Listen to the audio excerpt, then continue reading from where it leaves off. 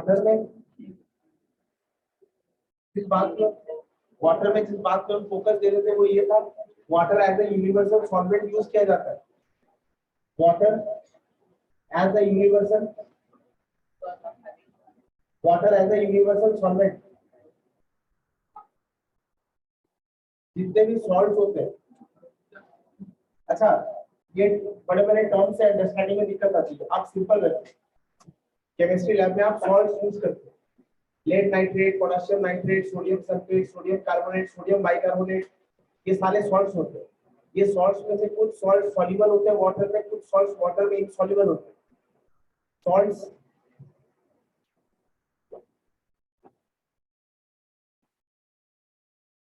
ये generally solid form में पाए जाते हैं और इनको कॉमनली सॉल्यूट बोल रहे हैं। ये सॉल्ट्स दो कैटेगरी में बांटे गए, या तो ये सॉल्युबल होंगे या इनसॉल्युबल। ये जो सॉल्युबल और इनसॉल्युबल की बात करी मैंने, ये रेफरेंस क्या रखा है, वाटर। सोडियम क्लोराइड वाटर में सॉल्युबल होता है,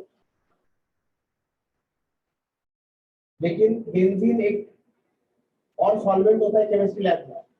यही सोडियम क्लोराइड अगर बेंजीन में देंगे तो ये इनसॉल्युबल रह जाता है, डिसॉल्व नहीं करता। हेलो, हाँ बोलिए, इजी करते हैं। तो वाटर को एज ए यूनिवर्सल सॉल्वेंट मानते हैं, क्योंकि इसमें मोस्टली सारे सॉल्ट जो लैब में आप लैब में घुस के देखते हो ना, डब्बे रखे हैं, ये सारे सॉल्ट्स, मेटल और नॉन मेटल का कॉम्बिनेशन। ये मोस्टली जितने भी सॉल्ट्स यहाँ पर प्रेजेंट है, कार्बोनेट को छोड़कर ऑलमोस्ट आप ऐसा मान के चलिए मोटा मोटा कि वो वाटर में डिसॉल्व करता है। वाटर एक सॉल्वेंट की तरह ट्रीट करते हैं और जो सॉल्ट होता है उसको सॉल्यूट मान लेते हैं। तो अगर मैं सॉल्यूट और सॉल्वेंट इसको एक साथ बोल रहा हूँ, फिर अलग अलग बोलने में दिक्कत आती है, तो हम कहते हैं सॉल्यूशन। इंपॉर्टेंट है कि हर सॉल्यूट का एक सॉल्युबिलिटी होता है, सॉल्युबिलिटी ऑफ अ सॉल्यूट, ये हमें पता करना होता है। And this has got immense importance in chemistry. ये सिलेबस इस तरह से डिजाइन किया हुआ है, आगे जाके हमें प्रेसिपिटेशन रिएक्शन पढ़ने लगे कि इसका प्रेसिपिटेशन होगा कि नहीं होगा इतना। अच्छा, केमिस्ट्री में तुमने पढ़ा होगा, sodium hydroxide was added little, sodium hydroxide was added access.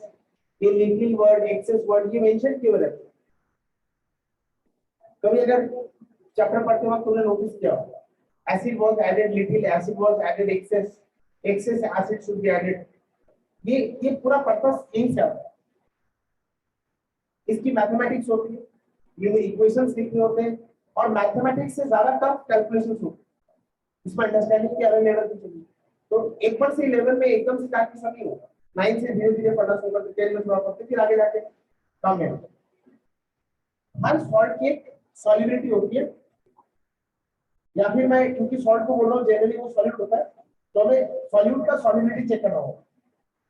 और जब हम सॉल्यूट का सॉल्युबिलिटी चेक करेंगे तो हमें सॉल्वेंट वाटर फिक्स कर दिया है। सॉल्वेंट होगी वाटर। आप ऐसा कभी नहीं मानोगे कि एक particular amount of water infinite amount of salt को डिसॉल्व कर सकता है। एक पर्टिकुलर एक गिवन अमाउंट ऑफ वाटर का फिक्स्ड अमाउंट दिया है तुमने, उसमें तुम सॉल्ट ऐड करते जाओ, infinite amount of salt add करते जाओ और वो डिसॉल्व होगा, ऐसा नहीं। वाटर की क्वांटिटी फिक्स कर दो। तुम्हारे पास सॉल्ट है x y z a b c d e f, इतने सारे सॉल्ट तुमने लेकर एक्सपेरिमेंट जो किया वो वाटर एज अ सॉल्वेंट रहेगा, और water as a solvent fix कर दिया हमने, this would be 100 gram. 100 gram water fix कर दिया मैंने। अब इसमें मैं salt A, salt B, salt C, D E F X Y Z सब डालूं। ये वाटर किस टेम्परेचर में है, 20 डिग्री हो सकता है, 25 डिग्री हो सकता है, 30 डिग्री हो सकता है। ये टेम्परेचर मेंशन करना ये इंपॉर्टेंट है। टेम्परेचर मेंशन करना क्यों इंपॉर्टेंट है, ये आगे जाकर समझ आ जाएगा। अभी दो बातें मैंने कही कि वाटर का क्वांटिटी फिक्स कर दिया 100 ग्राम, और वाटर जिस टेम्परेचर में, वो टेम्परेचर को पहले लिख दिया। 100 ग्राम वाटर, सपोज तुमने टेम्परेचर 20 डिग्री सेल्सियस के लिए स्टैंडर्ड 25 होता, तो मैं 25 ही ले रहा हूँ। 100 ग्राम वाटर है, टेम्परेचर 25 डिग्री सेल्सियस। अब इसमें ये सारे सॉल्ट्स, एक सॉल्ट का पहला ग्रेन, एक छोटा सा ग्रेन डालो और वेट करो उसको डिसॉल्व होने दो, वो डिसॉल्व हो जाएगा। फिर दूसरा ग्रेन डालो, तीसरा ग्रेन, चौथा, पांचवा, छठा, सातवां, आठवां, दसवां, ऐसे अलग अलग ग्रेन डालते जाओ और वो डिसॉल्व होता जाए। एकदम जरा जरा सी ग्रेन डालना, छोटे छोटे टुकड़ों वाले ग्रेन, बड़ा दाना मत डालना। और एक टाइम आएगा जब जो लास्ट ग्रेन तुम डालोगे वो डिसॉल्व नहीं होगा, जो लास्ट ग्रेन एक की तुम डालोगे वो और डिसॉल्व नहीं होगा। सपोज एक सॉल्ट का तुमने 25 ग्रेन डाला, वो डिसॉल्व हो गया। 26 ग्रेन डिसॉल्व नहीं हुई। 100 ग्राम वाटर 25 डिग्री सेल्सियस में एक सॉल्ट का 25 ग्रेन डिसॉल्व कर सकते।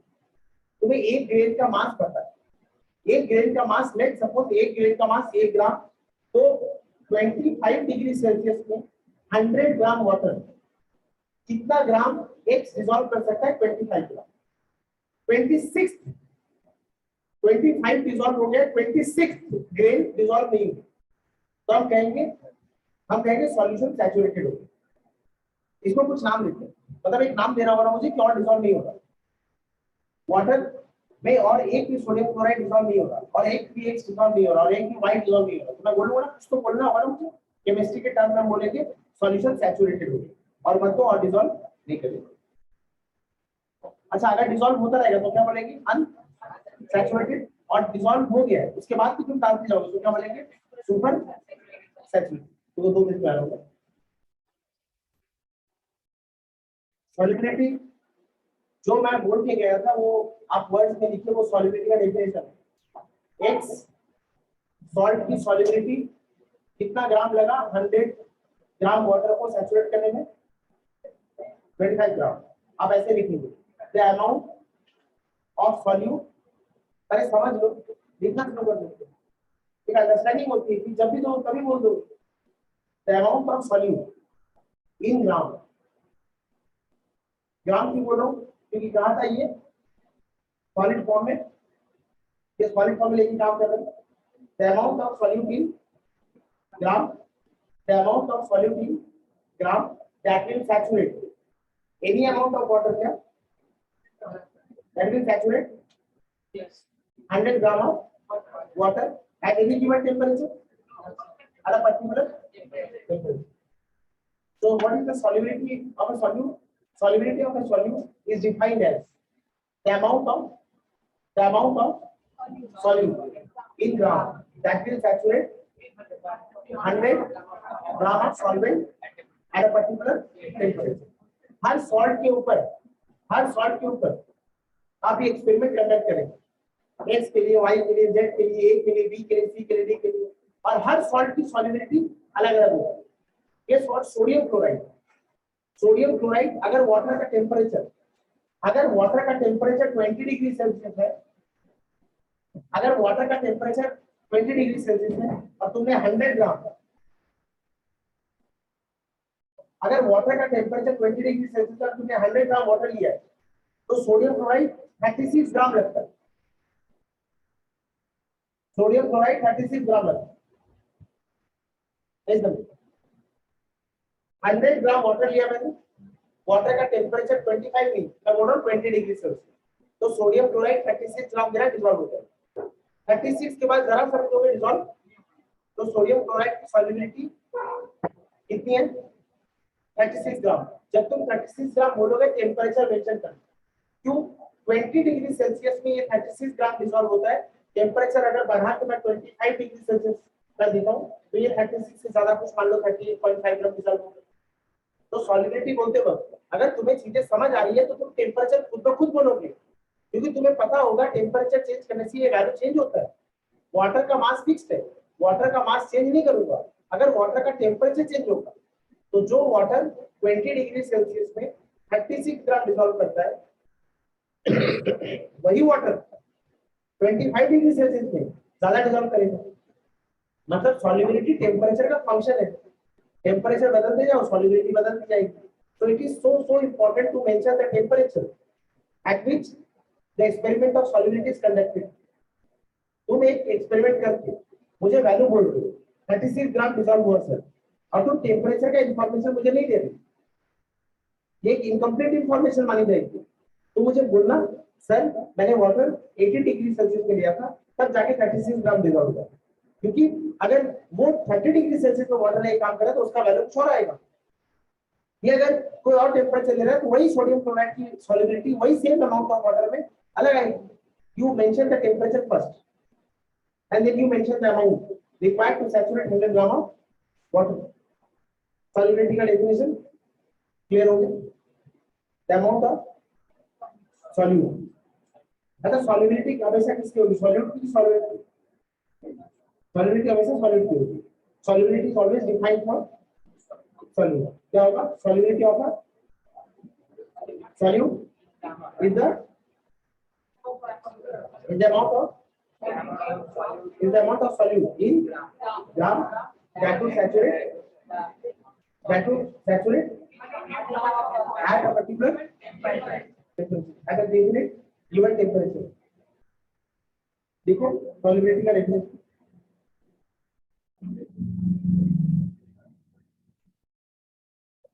so solute plus solvent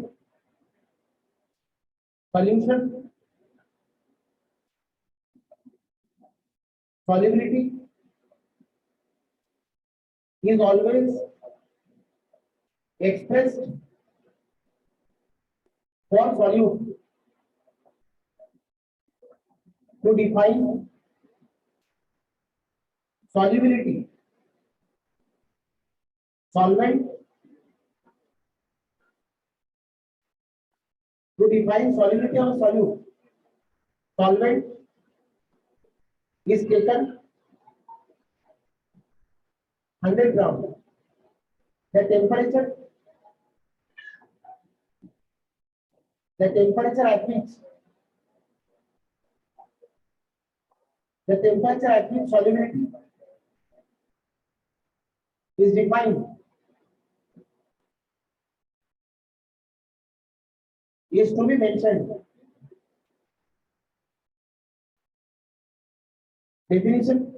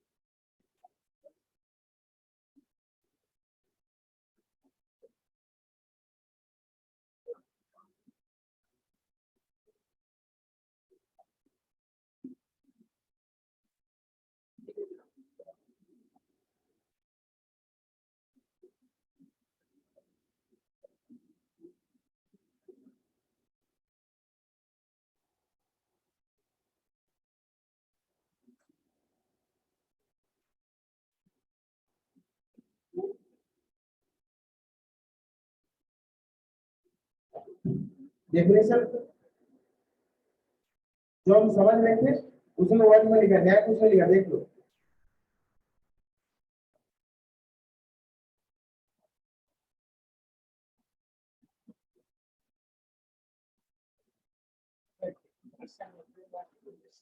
Definition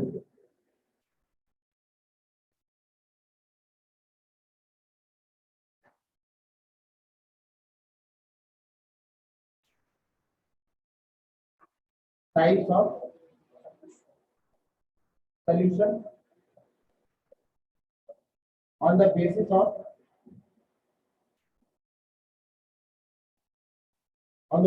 solubility.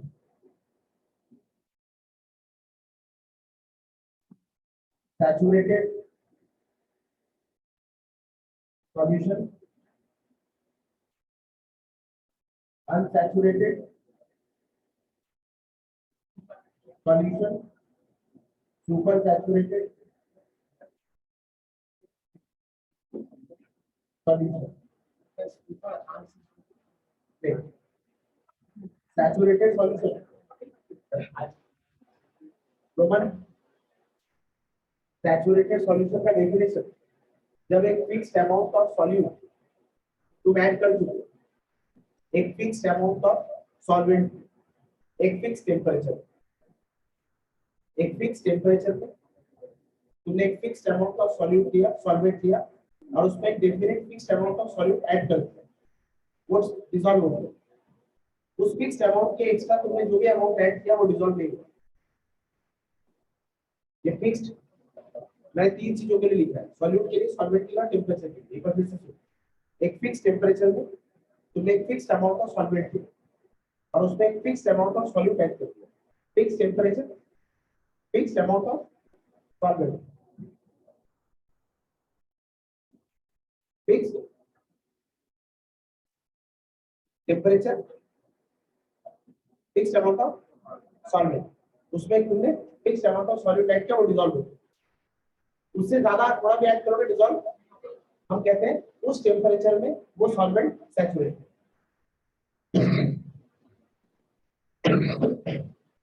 उस टेम्परेचर में वो सॉल्वेंट सैचुरेटेड सॉल्यूशन बना सकता है और एक्स्ट्रा दोगे तो डिसॉल्व नहीं होगा तो क्या बोलेंगे at a given temperature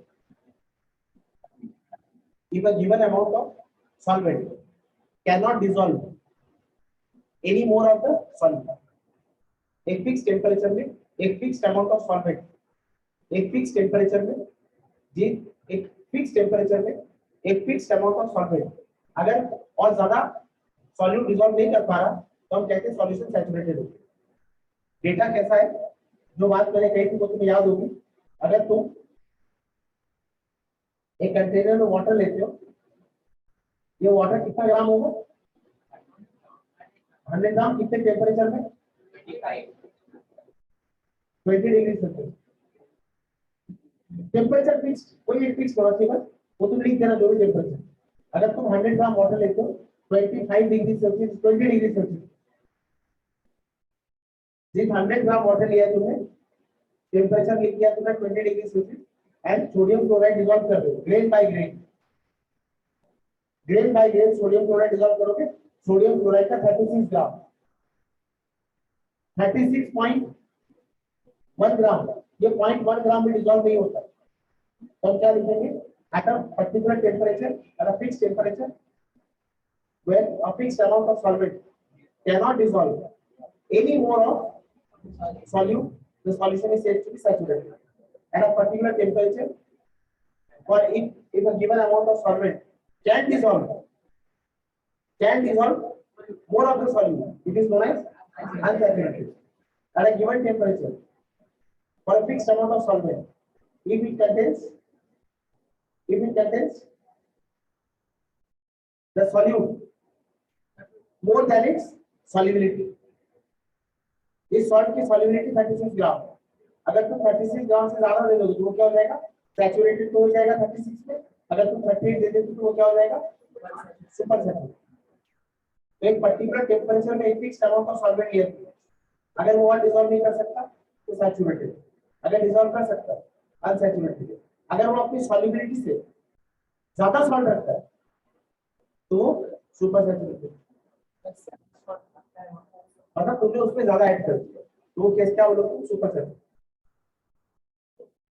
unsaturated किस हो जाएगा 20 डिग्री सेल्सियस में 100 ग्राम वाटर 36 ग्राम डिसॉल्व कर सकते अगर तुम 20 ग्राम डालोगे तो ये तो डिसॉल्व हो ही जाएगा ऊपर से और डालो डिसॉल्व होगा और डालो डिसॉल्व होता जा रहा है मतलब 36 में जाके सैचुरेटेड और 36 से ज्यादा दे दोगे तो super saturated at a given temperature at any given temperature for a given amount of solvent if it cannot dissolve any more of the solute if it can dissolve more of the solute if it contains solute more than its at that temperature it is known as super saturation तो ऐसे लिख लो, ये diagram बना लो, बाद में मिटा दूंगा। 36 ग्राम अगर रहेगा तो ये क्या हो जाएगा, ये क्या हो जाएगा सैचुरेटेड। अगर लेस देन 36 रहेगा तो ये क्या होगा अनसैचुरेटेड, और अगर ग्रेटर देन 36 रहेगा तो ये सुपर सैचुरेटेड। जितने भी डेफिनेशन को लिखने के लिए इंपॉर्टेंट वर्ड्स हैं वो क्या क्या है, टेम्परेचर, फिक्स्ड अमाउंट, और ये साइड में कहीं डायग्राम बना लो और फिर इसके रेफरेंस में डेफिनेशन लिख लो।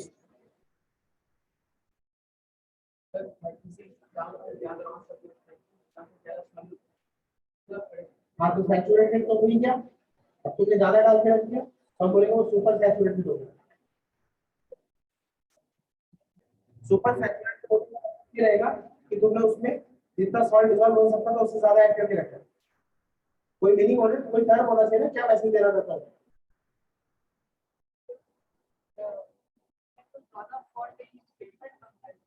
ये सेडिमेंट बन जाएगा, इसको क्या करेंगे वो मैं आ रहा हूँ, अभी डिस्कशन कराएंगे।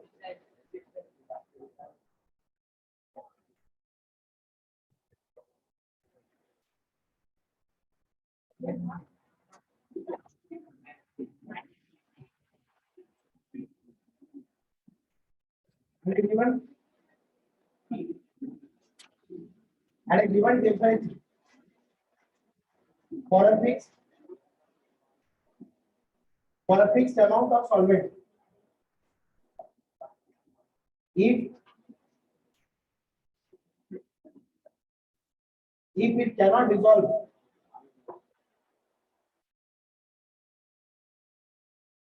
any more of the solute, it is known as saturated solution at a given temperature for a fixed amount of solvent, if it can dissolve more of the solute added in it,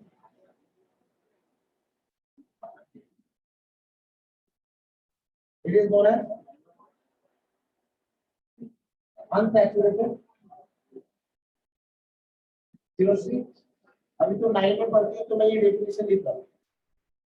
अब तो 9 तुम थोड़े higher class में ऐसे सब definition लिखोगे, ऐसे expect नहीं करते। तुम ऐसे बोल देना at a given temperature if a solution contains solute equal to its solubility saturated at a given temperature, if a solvent contains solute less than its solubility unsaturated at a given temperature, if a solvent contains solute more than its solubility super saturated। हाँ ये pro level का है, marks school में marks के लिए पर तुम समझे मैसेज कितना क्लियर है। उस गिवन अमाउंट ऑफ सॉल्यूट उस टेंपरेचर कितना डिसॉल्व करेगा उतना तुमने दे दिया सैचुरेटेड, उससे कम दिया अनसैचुरेटेड, उससे ज्यादा दे दिया, मैसेज क्लियर। इसीलिए सॉल्युबिलिटी को पहले समझ लेते हैं कि सॉल्युबिलिटी का मीनिंग क्या है। बाय द वे हमारे टीचर रिकॉर्ड करते हैं, बहुत अच्छी बात है। पर अब स्कूल में इतने सारे पेज तो उनको भरना होगा तो ज्यादा लगेगा। सुपर सैचुरेटेड अभी तक बोल ऐसा given temperature for a fixed amount of solvent, if it contains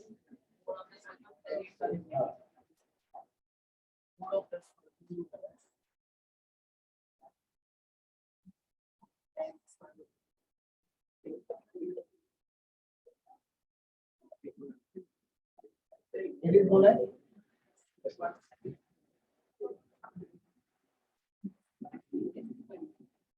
super saturated solvent।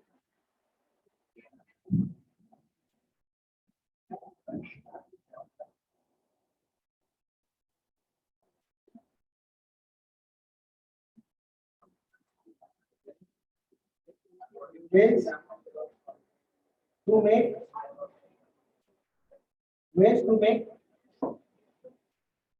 super super saturated solution.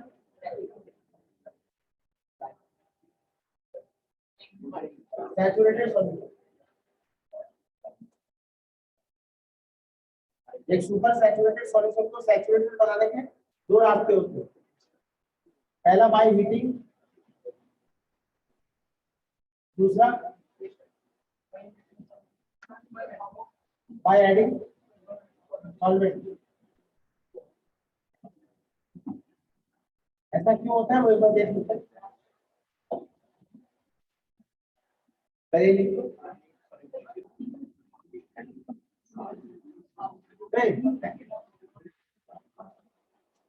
ये जो हम सॉल्युबिलिटी की बात कर रहे हैं, इस पूरे साइंस को डिसोल्यूशन कहते हैं, सॉल्वेशन कहते हैं, हाइड्रेशन कहते हैं। ये अपने आप में अलग अंडरस्टैंडिंग है। सुनो इधर, किसी भी सॉल्ट को तुमने सॉल्वेंट में डाला वो डिसॉल्व हो जाता है। इस पूरे प्रोसेस को फॉर्मेशन या हाइड्रेशन बोलो, अगर वाटर है तो हाइड्रेशन, या इसको डिसोल्यूशन कहते हैं। इसमें होता क्या है, कैसे डिसोल्यूशन होता है, सैचुरेटेड कब हम कहते हैं, अनसैचुरेटेड कब हम कहते हैं, सुपर सैचुरेटेड हम क्यों बोलते हैं। 2 मिनट सिर्फ सुनते जाओ ध्यान से, और ध्यान से सुनो।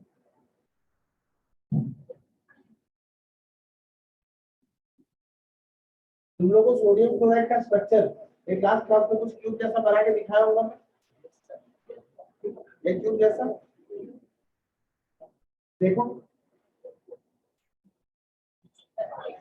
एक बात करना बस, ये एक्चुअली सोडियम क्लोराइड का स्ट्रक्चर ऐसे ही होता है।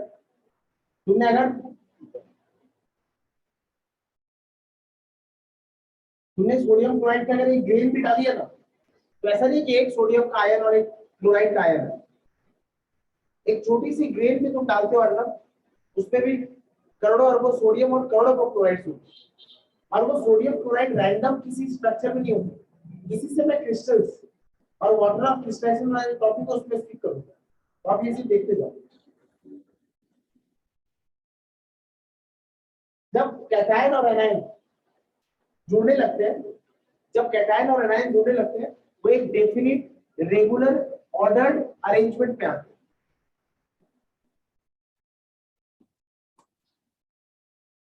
जब कैटायंस एनायंस के साथ जुड़ते हैं, पॉजिटिव चार्ज जब नेगेटिव चार्ज के साथ जुड़ने लगता है, वो एक definite regular long range order में जुड़ते हैं। Definite regular long range order. इसका मतलब ये होता है कि अगर क्लोराइड के बाद सोडियम आएगा तो फिर क्लोराइड आएगा, फिर सोडियम आएगा, फिर क्लोराइड आएगा, फिर सोडियम आएगा, और इस ऑर्डर में कोई इरेगुलरिटी, कोई एब्नॉर्मलिटी नहीं होगी। ये लॉन्ग रेंज तक चलेगा, और ये नेचर है आयनिक कंपाउंड्स बनने का। जितने भी सॉल्ट्स बनते हैं एक डेफिनिट ऑर्डर में बनते हैं।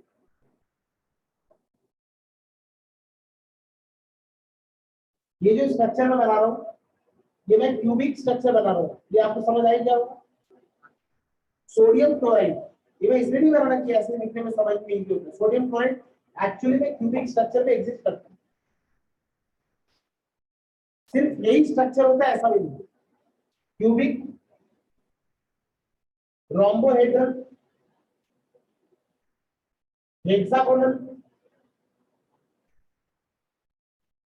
रोम्बिक, टेट्रागोनल, मोनोक्लिनिक और ट्राइक्लिनिक। कोई भी कैटायन एनायन जब आपस में जुड़ने लगेंगे, कोई भी, ये 7 पॉसिबल स्ट्रक्चर, इससे बाहर स्ट्रक्चर होते होंगे। अभी तक हमने जो स्टडी करा है, अभी तक हमारी जो स्टडी रही है सॉल्ट्स को लेकर, हमारी स्टडी में ये 7 स्ट्रक्चर्स आए मिले हमें, जिसमें सॉल्ट बनते हैं, क्रिस्टल्स बनते हैं। उसमें क्यूबिक सबसे कॉमन है। सोडियम क्लोराइड इस क्यूबिक स्ट्रक्चर में रहता है। बाकी के स्ट्रक्चर्स अभी हमें समझ नहीं आएंगे, तो वो एग्जांपल्स कंसीडर नहीं करते हैं। अभी बार बार सोडियम क्लोराइड एक कॉमन एग्जांपल है, तो उसी से चीजों को समझा रहा हूँ। पर आप ऐसा कभी नहीं मानेंगे कि हमेशा सॉल्ट ऐसे बनते हैं। वो तो सोडियम क्लोराइड ऐसे बनता है, इसको बनाना इजी होता है और समझ में भी आ जाता है। नहीं बता रहा हूँ, ये जो 8 क्यूब दिख रहे हैं तुम्हें 8 क्यूब दिख रहे हैं छोटे छोटे, 4 क्यूब पीछे, 4 क्यूब सामने दिख रहे हैं। अच्छा देखो, मैं इसको सोडियम और इसको क्लोराइड लिख रहा हूँ। यहाँ सोडियम क्लोराइड, यहाँ sodium chloride, sodium chloride, sodium chloride, sodium chloride, sodium.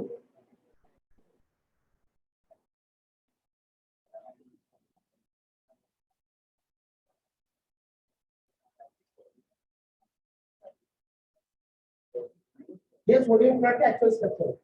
And guess what, इस सोडियम और इस क्लोराइड के बीच में जो लेंथ होता है वो फिक्स्ड होता है। ये जो लेंथ होता है, ये सारी लेंथ फिक्स्ड होती है, कुछ भी यूं ही नहीं है। ये सोडियम क्लोराइड का जो definite regular long range structure है, ये जो सोडियम क्लोराइड का डेफिनेट ऑर्डर्ड लॉन्ग रेंज है ना, तुम ये भी देखो, मैंने ये क्यूब बनाया है, ऐसा एक क्यूब इसके पास में भी है, ऐसा एक क्यूब इसके ऊपर भी है। अगर मैं इसके पास में एक क्यूब बनाऊं तो ऐसा एक क्यूब यहां भी बन जाएगा।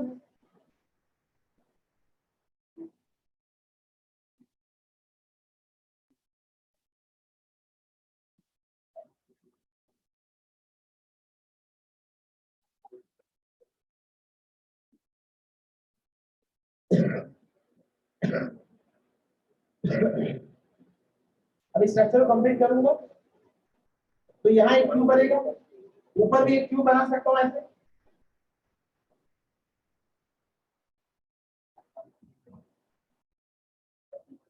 ये एक ऑर्डर में है ना, एक छोटी सी सोडियम क्लोराइड की ग्रेन और इतने करोड़ों अरबों सोडियम क्लोराइड ऐसे अरेंज होते हैं। क्या होता है कि वाटर में देने से ये डिसॉल्व हो जाता है। वो देखो, ये सोडियम और क्लोराइड,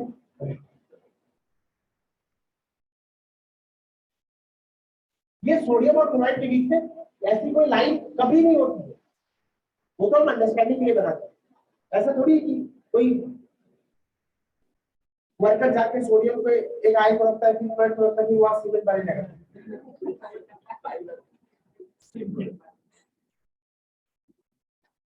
लेकिन ये ऐसे एग्जिस्ट करते, ऐसी कोई लाइन नहीं होती है। ये force of attraction, force of attraction को लाइन में दिखाते हैं। सोडियम और क्लोराइड ये सारे आयन है, आयंस को जो फोर्स, फोर्स ऑफ अट्रैक्शन,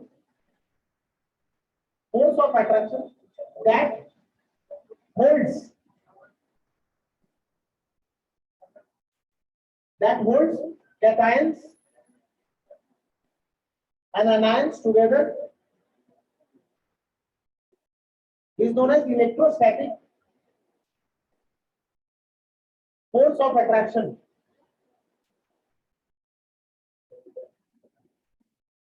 हमेशा के लिए एक इंफॉर्मेशन रखना है, इसको कैटायन और एनायन का जो फोर्स पकड़ के रखता है उसको एक नाम देते हैं इलेक्ट्रोस्टैटिक फोर्स ऑफ अट्रैक्शन।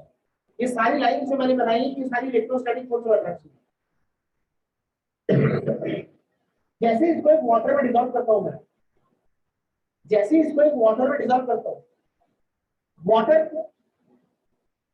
जो चैप्टर हम पढ़ रहे हैं, वाटर का स्ट्रक्चर, वाटर की ज्योमेट्री, सब कुछ नेचर ने वाटर को बनाए ऐसे कि ये प्रोसेस सारे फेवर्ड हो जाते हैं। Hydrogen, oxygen. अच्छा, ऐसे एक्स्ट्रा इन्फॉर्मेशन याद रखना, मैथमेटिक्स में एंगल याद करते हो ना, कभी पूछा नहीं जाएगा। मैं share piece of extra information दे रहा हूँ। ये हाइड्रोजन ऑक्सीजन, हाइड्रोजन के बीच में कोई तुमसे कभी पूछ ले कि बोलो ये एंगल कितना है, ये एंगल 104 डिग्री 5 मिनट, 90 डिग्री से ज्यादा है ना, 90 नहीं, 90 से ऐसा। ये वाटर बॉडी, ये इस तरफ, ये ऑक्सीजन, और ये तो 190 नहीं एंगल, 90 कब होता है, ऐसे 90 होता है, 90 नहीं होता, ये 104 डिग्री 5 मिनट एंगल में अलाइन रहता है। अब क्या होता है, हाइड्रोजन और ऑक्सीजन में जो वाटर ऑक्सीजन मॉलिक्यूल होता है उसका न्यूक्लियर का चार्ज ज्यादा होता है। दो तीन बार बोल रहा हूँ, हाइड्रोजन पीरियोडिक टेबल का सबसे छोटा एलिमेंट होने की वजह से इसका न्यूक्लियस सबसे छोटा होगा। पूरे पीरियोडिक टेबल का हाइड्रोजन फर्स्ट एलिमेंट है, एक ऐसा एलिमेंट जिसके न्यूक्लियस में सिर्फ एक प्रोटॉन है, न्यूट्रॉन भी नहीं है। हमको लिखा हाइड्रोजन पीरियोडिक टेबल का एक ऐसा एलिमेंट है, हाइड्रोजन पीरियोडिक टेबल का फर्स्ट एलिमेंट है। हाइड्रोजन के न्यूक्लियस में, हाइड्रोजन के न्यूक्लियस में सिर्फ एक प्रोटॉन है, न्यूट्रॉन भी नहीं होता है। रिपीट करो क्या काम है, मास्क उतारो, रिपीट करो। पीरियोडिक टेबल का फर्स्ट एलिमेंट है, ये बात समझ के बोल रही हो, सेंस में है। पूरी पीरियोडिक टेबल का सबसे लाइटेस्ट सबसे simplest first element hydrogen. Hydrogen एक ऐसा इकलौता एलिमेंट है पीरियोडिक टेबल में, हाइड्रोजन आपस में बातें नहीं, हाइड्रोजन एक लौता एलिमेंट है पीरियोडिक टेबल में जिसके न्यूक्लियस में एक भी न्यूट्रॉन नहीं है, सिर्फ एक प्रोटॉन है। ऑक्सीजन एटम, इसके न्यूक्लियस में 8 प्रोटॉन है, इसके न्यूक्लियस में एक प्रोटॉन, इसके न्यूक्लियस का चार्ज ज्यादा है ऑक्सीजन का।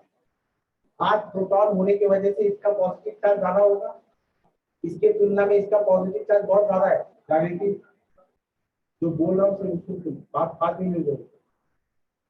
इससे होता क्या है, क्योंकि इसका प्रोटॉन का चार्ज ज्यादा है, ये क्या करता है, इस इलेक्ट्रॉन को, ये बॉन्ड मतलब इलेक्ट्रॉन है, ये व्हाइट बॉन्ड बना है ना, ये मतलब 2 इलेक्ट्रॉन है, ये क्या करता है, इलेक्ट्रॉन को अपनी तरफ खींच लेता है। इससे क्या होता है, ऑक्सीजन के ऊपर एक नेगेटिव चार्ज आता है, ऑक्सीजन के ऊपर नेगेटिव चार्ज आता है और इसके ऊपर चार्ज क्या आता है, पॉजिटिव। वाटर मॉलिक्यूल को ऐसे दिखाना, ऑक्सीजन के ऊपर 2 नेगेटिव चार्ज, इसके ऊपर एक पॉजिटिव चार्ज, इसके ऊपर एक पॉजिटिव चार्ज। पॉजिटिव चार्ज के पहले ये डेल्टा साइन क्यों दिया मैंने, ये डेल्टा बताया कि पॉजिटिव चार्ज बहुत बहुत बहुत छोटा है, लेकिन है। तो वाटर एक ऐसा मॉलिक्यूल है जिसमें पॉजिटिव चार्ज और नेगेटिव चार्ज टुगेदर एग्जिस्ट करते हैं, एग्जिस्ट करते हैं। और अच्छा, ये मैंने क्या बनाया समकोलिका, ये मैंने क्या बनाया, अगर ये सोडियम है और ये क्लोराइड, पॉजिटिव चार्ज वाला सोडियम वाटर के कौन से एंड को अट्रैक्ट करेगा, वाटर में भी पॉजिटिव चार्ज है नेगेटिव चार्ज है, सोडियम वाटर के कौन से एंड को अट्रैक्ट करेगा, सोडियम पॉजिटिव चार्ज है, ये वाटर के कौन से एंड को अट्रैक्ट करेगा अपनी तरफ, नेगेटिव, मतलब कौन से एंड, ऑक्सीजन एटम को। हम वाटर को एक पल के लिए ऐसे दिखाते, सुनिए जरा, हम वाटर को एक पल के लिए ऐसे दिखाते, वाटर एक ऐसा मॉलिक्यूल है जिसमें पॉजिटिव चार्ज भी एग्जिस्ट करता है और नेगेटिव चार्ज भी एग्जिस्ट करता है। अब सोडियम वाटर मॉलिक्यूल के कौन से चार्ज को अट्रैक्ट करेगा, नेगेटिव। इसमें होता क्या है, इसमें होता क्या है, आपको दिखाने शुरू होंगे। जैसे तुम सोडियम क्लोराइड की ग्रेन वाटर में डालते हो, वाटर मॉलिक्यूल का नेगेटिव, वाटर मॉलिक्यूल का नेगेटिव सोडियम के पॉजिटिव चार्ज के चारों तरफ चला आता है, और यही प्रक्रिया क्लोराइड के लिए भी होती है। क्लोराइड के आजू बाजू भी वाटर का पॉजिटिव चार्ज आ जाता है। अच्छा, यहाँ अट्रैक्शन डेवलप होता है, बिना समझे हाँ मत बोलो। इस सोडियम को वाटर के नेगेटिव एंड ने सराउंड कर दिया, तो यहाँ अट्रैक्शन हो रहा है। इस क्लोराइड को, इस क्लोराइड को वाटर के शायद, अब फैन के बगल में तो बैठी सुन लो कर,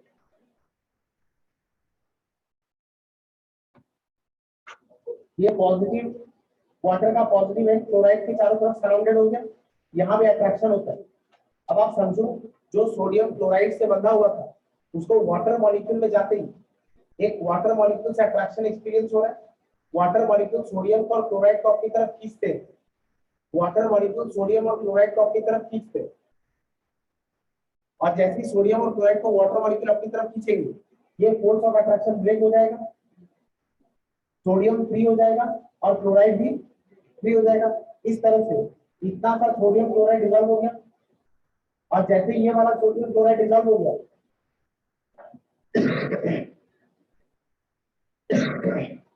जैसे ये वाला सोडियम क्लोराइड डिजॉल्व हो गया, ये वाला पार्ट अब ओपन हो जाएगा, उसके बाद ये वाला पार्ट डिजॉल्व होगा, फिर ये वाला पार्ट ओपन हो जाएगा, फिर ये वाला पार्ट डिजॉल्व होगा। इसीलिए सोडियम क्लोराइड वाटर में जाते ही तत्काल सारा का सारा सोडियम क्लोराइड डिजॉल्व हो जाता है, ऐसा नहीं है। डिजॉल्व होने में टाइम लगता है, लेकिन खुद ब खुद हो जाता है। अब एक बात सुनो, अगर तुम जरूरत से ज्यादा सोडियम क्लोराइड दे दो, तो वाटर की क्वांटिटी के ऊपर डिपेंड करता है कि उसमें कितने वाटर मॉलिक्यूल्स होंगे। वाटर की कितनी क्वांटिटी तुमने ली है उस पर डिपेंड करता है कि उसमें कितने सारे वाटर मॉलिक्यूल होंगे। तुमने 100 ग्राम वाटर लिया है, 100 ग्राम वाटर में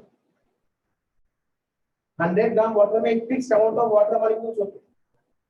100 ग्राम वाटर में एक fix amount of water molecules होते हैं। एक fix amount of water molecule एक fix amount of sodium chloride को डिसॉल्व कर सकता है। सही समझो, 100 ग्राम वाटर, 100 ग्राम वाटर लिया था ना, 100 ग्राम वाटर मतलब उसमें एक fix amount of water molecule हो गए। ये जो सोडियम क्लोराइड डिसॉल्व कर रहा है, इसको डिसॉल्व कौन कर रहा है? Water molecule. तुमने एक fix amount of water molecule लिया, तो ये एक fix amount of sodium chloride को डिसॉल्व कर पाएगा ना। अगर तुमने जरूरत से ज्यादा सोडियम क्लोराइड दे दी, तो वाटर प्रेजेंट ही नहीं होंगे इसको तोड़ने के लिए, लैटिस को। अच्छा, इस पूरे स्ट्रक्चर को क्या कहते हैं? लैटिस।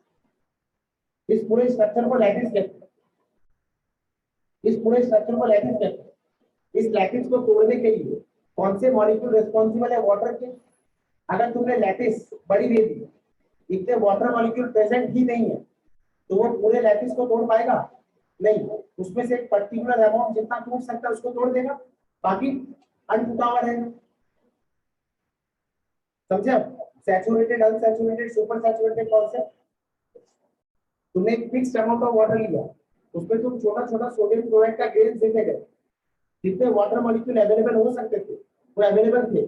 सोडियम क्लोराइड आता गया, वो टूटता गया, आता गया, तोड़ते गए, आता गया, तोड़ते गए, सारे वाटर मॉलिक्यूल ऑक्यूपाइड हो गए। तुमने एक्स्ट्रा डाला, वो नहीं टूटा। हम क्या बोलेंगे? बस और कर दो, वाटर ऑक्यूपाइड हो गया और नहीं टूट पाएगा। तो इतना सब कुछ जब नहीं समझाना होता है, हम कह देते हैं आर गिले बुलवेला सैचुरेटेड। लेकिन पूरी प्रोसेस क्या थी ये? अगर तुमने, अच्छा सपोज 100 ग्राम वाटर में जो फिक्स अमाउंट ऑफ वाटर थे, वो एक fix amount of sodium chloride को तोड़ देंगे। तुमने उससे कम दिया, तुम और ऐड करो, वाटर मॉलिक्यूल अवेलेबल है और तोड़ देंगे। तो हम क्या बोलेंगे? सॉल्यूशन क्या है? अनसैचुरेटेड। और अगर सपोज 36 ग्राम सोडियम क्लोराइड को तोड़ सकते, तुमने 38 ग्राम दे दिया, तो वो fix amount of water molecule कितना तोड़ेगा? 36 ग्राम, बाकी का 2 ग्राम पड़ा रहेगा। हम क्या बोलेंगे? सॉल्यूशन क्या होगा? Super saturated. क्लियर हो? अब एक बात सुनो, ये सब समझाने के पीछे का कारण, तुम्हें इस लाइन का मीनिंग अब बहुत क्लियरली समझ आ रहा होगा। अगर तुम्हारे पास कोई सुपर सैचुरेटेड सॉल्यूशन है, तुम उसको सैचुरेटेड बनाने का सोच रहे हो, तो तुम क्या ऐड कर दो उसमें? सॉल्वेंट। समझ आ गया क्यों? क्योंकि वाटर मॉलिक्यूल ऑक्यूपाइड हो गए, इसीलिए नहीं टूटा था। थोड़ा और वाटर डाल दो, टूट जाएगा। अच्छा, हीट करने पे क्यों टूटेगा? हीट करने पे क्यों टूटेगा? हीट करने पे क्यों टूटेगा? वाटर मॉलिक्यूल, सुन तो इधर, तुमने वाटर मॉलिक्यूल फिक्स किए थे, वाटर मॉलिक्यूल सारा ऑक्यूपाइड हो गया। सोडियम और क्लोराइड के बीच में फोर्स तोड़ने के लिए रिस्पॉन्सिबल आइटम कौन था? रिस्पॉन्सिबल मॉलिक्यूल कौन था? वाटर। अगर वाटर सारा ऑक्यूपाइड हो गया, अगर वाटर सारा ऑक्यूपाइड हो गया, तो सोडियम और क्लोराइड के बीच में फोर्स जो एग्जिस्ट कर रहा है वो नहीं तोड़ पा रहा है। और क्योंकि वाटर नहीं तोड़ पा रहा है, तो तुम क्या करो? आग लगा दो, हीट कर दो उसको। हीट करने से ये जो बॉन्ड है ये टूट जाएगा। समझ आई? तो अगर तुम्हें किसी सैचुरेटेड सॉल्यूशन को सुपर सैचुरेटेड को सैचुरेट करना है, तो क्या करोगे? पहला सबसे सरल रास्ता है कि पानी डाल दो, और फिर दोनों केस में वो सैचुरेटेड हो जाएगा। तो what are the steps to make super saturated solution saturated? और क्या होगा? पहला रास्ता पानी डालो, फिर देखिए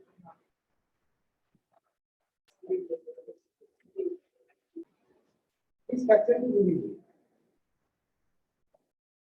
जब ऐसे समझो सोडियम क्लोराइड 2 मिनट ध्यान से मेरी बात क्लियर ना। 100 ग्राम वाटर 25 डिग्री सेल्सियस में 36 ग्राम सोडियम क्लोराइड डिसॉल्व कर दिया, तुमने 38 ग्राम लिख दिया। मैथमेटिक्स समझ आएगी? 100 ग्राम वाटर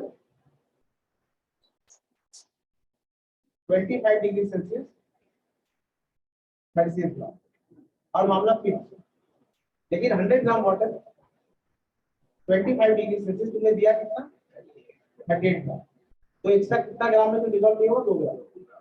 तुमने उसको डिसॉल्व करा दिया हीट करके। ये अपने आप डिसॉल्व होने वाला अमाउंट नहीं था, तुमने जबरदस्ती हीट करके डिसॉल्व कराया। और जब तक सॉल्यूशन गर्म रहेगा वो 2 ग्राम डिसॉल्व रहेगा। जैसे ही टेम्परेचर कम होगा वो 2 ग्राम फिर बाहर आ जाएगा। तुमने गर्म किया वो डिसॉल्व हो गया। जैसे सॉल्यूशन फिर ठंडा होगा, जो एक्स्ट्रा डिसॉल्व हुआ था वो बाहर आ जाएगा। वो तो डिसॉल्व नहीं करेगा ना, टेम्परेचर बढ़ा के तुमने डिसॉल्व कराया था, टेम्परेचर कम हुआ वो फिर बाहर आ जाएगा, फिर टेम्परेचर बढ़ाओगे फिर डिसॉल्व हो जाएगा। तो ये प्रोसेस चलता रहेगा। गर्म करने पर घुल जाएगा, ठंडा करने पर सॉल्यूशन से बाहर आ जाएगा। तुम देख सकते हो कि वो डिसॉल्व नहीं हुआ। समझो? ऐसे ही क्रिस्टल्स बनाते हैं। हम क्या करते हैं, एक हॉट सैचुरेटेड सॉल्यूशन लेते हैं, हॉट सैचुरेटेड सॉल्यूशन। और हॉट सैचुरेटेड सॉल्यूशन ये सैचुरेटेड क्यों है? क्योंकि गर्म है। और जैसे तुम इसको ठंडा करोगे तो सॉलिडिटी कम होती रहेगी, एक्स्ट्रा पार्टिकल्स बाहर आते रहेंगे ना? नहीं ऐसा नहीं है। तुमने हॉट सैचुरेटेड गर्म करके सैचुरेट किया, ऐसे समझो। ये टेम्परेचर में इतना अमाउंट डिसॉल्व होगा, ये टेम्परेचर में इतना अमाउंट डिसॉल्व होगा। तुमने ज्यादा अमाउंट दे दिया तो ये डिसॉल्व नहीं होगा। इस टेम्परेचर में इतना अमाउंट डिसॉल्व होगा, तुमने इससे ज्यादा अमाउंट दे दिया। इस ज्यादा अमाउंट को डिसॉल्व करने के लिए तुम्हें टेम्परेचर बढ़ाना पड़ेगा। अब तुम क्या कर रहे हो, टेम्परेचर कम कर रहे हो तो सॉलिडिटी कम होती जाएगी। समझे? इस टेम्परेचर में इतना सॉल्यूट डिसॉल्व होता है, तुमने ज्यादा सॉल्यूट दे दिया तो इसको एक्स्ट्रा को डिसॉल्व करने के लिए तुमने क्या किया, हीट किया। अब जैसे जैसे तुम इसको ठंडा करोगे जो एक्स्ट्रा डिसॉल्व किया है वो अनडिसॉल्व होता जाएगा। नहीं समझ? जो एक्स्ट्रा अमाउंट था तुम जैसे जैसे ठंडा करोगे वो एक्स्ट्रा अमाउंट डिसॉल्व था अनडिसॉल्व होता जाएगा। तो एक्स्ट्रा पार्टिकल सॉल्यूशन से बाहर आ जाएंगे ना।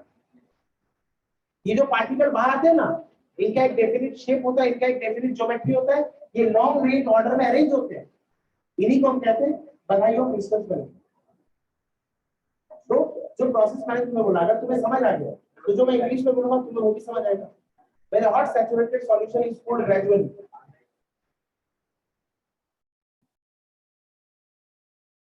when a hot saturated solution is cooled gradually, the extra particles are thrown out.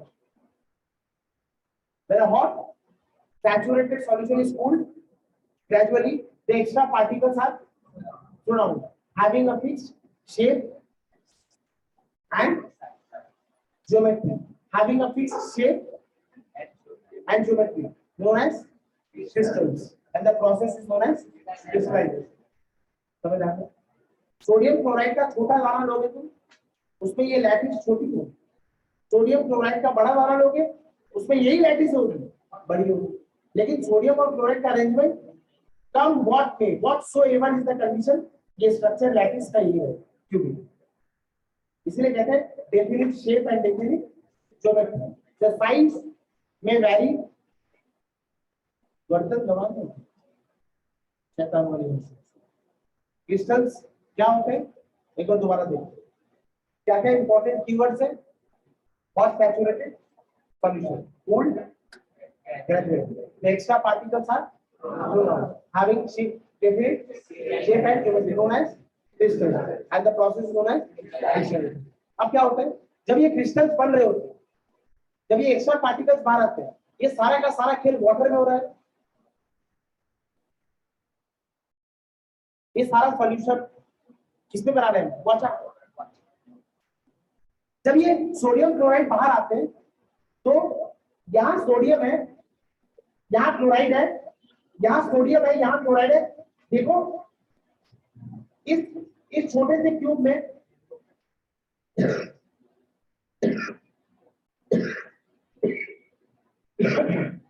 इस छोटे से क्यूब में यहाँ पर बीच में तो खाली रहेगा ना।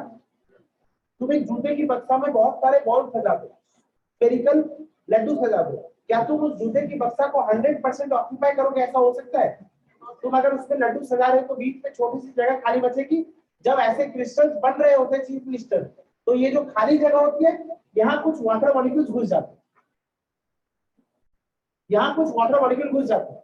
इस पूरे स्ट्रक्चर को नाम दिया है क्रिस्टल। और क्योंकि ये वाटर मॉलिक्यूल क्रिस्टल के स्ट्रक्चर में होते हैं तो वो वाले वाटर मॉलिक्यूल्स क्या कहलाते हैं? Water of crystallization. क्योंकि ये क्रिस्टलाइजेशन प्रोसेस के ड्यूरिंग क्रिस्टल के स्ट्रक्चर में जाके घुस के बैठ गए during the process of crystallization. अच्छा एक बात और, एक क्रिस्टल के स्ट्रक्चर पे डिपेंड करता है कि उसमें कितने वाटर मॉलिक्यूल जाएंगे। तुम्हारे और मेरे मन के हिसाब से, सुविधा के हिसाब से नहीं, एक स्ट्रक्चर में उतने ही वाटर मॉलिक्यूल जाएंगे जिससे वो स्ट्रक्चर कभी डिस्टर्ब ना हो, एक भी कम नहीं, एक भी ज्यादा नहीं। तो during the process of crystallization, जब क्रिस्टलाइजेशन की प्रोसेस हो रही होती है, कोई भी अमाउंट ऑफ वाटर मॉलिक्यूल जाता है कि fixed amount of water molecule? Fixed. अच्छा ये वाटर मॉलिक्यूल घुस जाते हैं लूज कॉम्बिनेशन में, स्ट्रॉन्ग केमिकल बॉन्ड बनाते हैं, ऐसा नहीं है। इसका प्रूफ है हमारे पास। This water molecule that enters into loose combination, this fixed amount of water molecules that enters into loose combination with the crystals, this fixed amount of, what did I say? This fixed amount of water molecules that enters into strong combination or loose combination, in the structure of crystal is known as water crystallization. क्या proof है आपके पास? ये loose combination में है, strong combination में नहीं है। हल्का सा हीट करो, ये वाटर चला जाए। अगर स्ट्रॉन्ग कॉम्बिनेशन में होता तो जरा सी हीट में नहीं जाता। Even on slow heating this water molecules evaporate. This is the proof that they are in loose combination. Crystal क्या होता है? क्रिस्टलाइजेशन क्या होता है? वाटर ऑफ क्रिस्टलाइजेशन क्या होता है? ये प्रोसेस समझ आया? ये स्ट्रक्चर आप याद रखना और इससे रिलेटेड इंफॉर्मेशन आपको एक विजुअलाइजेशन में हमेशा याद रखना। अच्छा मैं एक बार पूछ रहा हूँ, बोलर भाई खड़े देगा, क्रिस्टल्स और क्रिस्टलाइजेशन, ये जो कीवर्ड्स हैं वो सारे बताइए।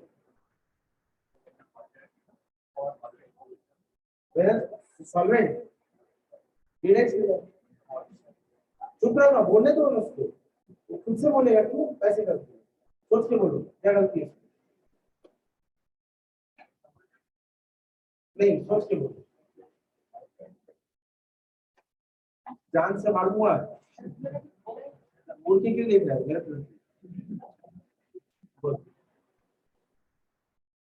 सॉल्वेंट की सॉल्यूशन, सॉल्यूशन सॉल्यूशन की क्या है?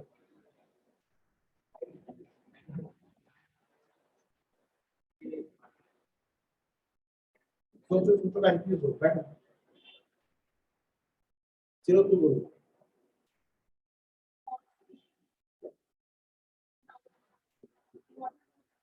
पुल डाउन एब्रप्टली,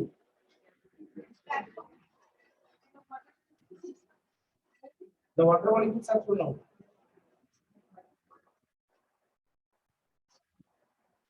क्रिस्टल वाटर का बनेगा कि सॉल्ट का बनेगा?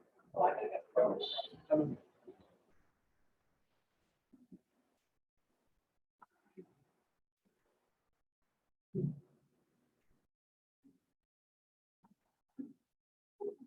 उसका इंस्टाग्राम अकाउंट विजिट किया तुमने?